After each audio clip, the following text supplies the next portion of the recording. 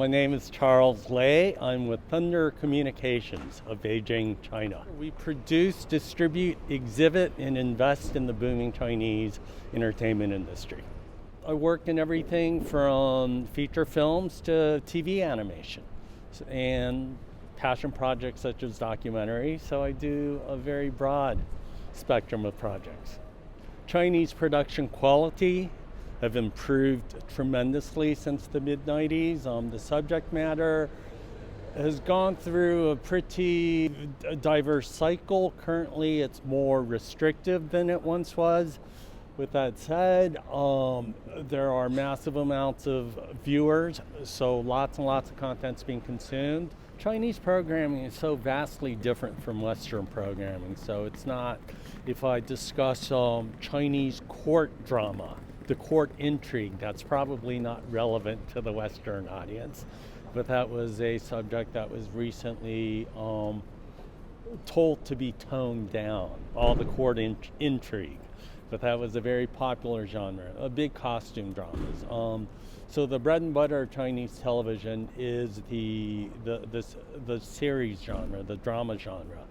Unlike, say, a British show that's maybe 3, 6, 12 episodes a season, Chinese titles on average are 40 to 60 episodes per season. Myself, I do co-productions.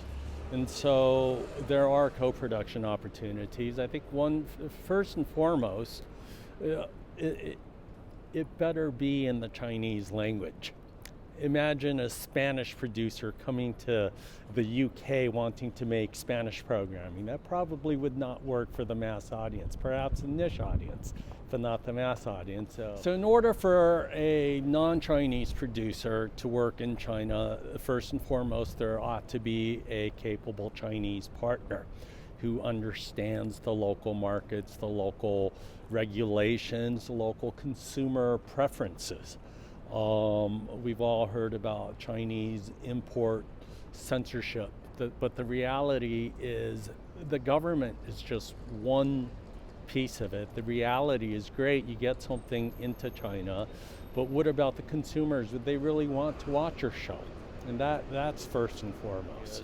Great ideas are wonderful, but how do you make them come to fruition? Financing is key. So in the early days, I would work with producers from all around the world, developing projects. At this point, that perhaps is a little long cycle, takes a bit too much time. So we look for projects that have part of the financing already attached.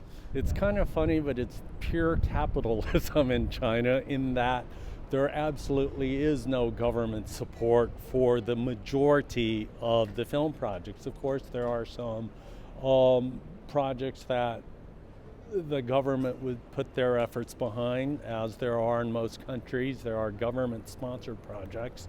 But outside of that realm, it's up to the producers to find financing. And so therefore, it's really important for projects in China to have a financial payoff. In order to be in this business, you better not lose too much money.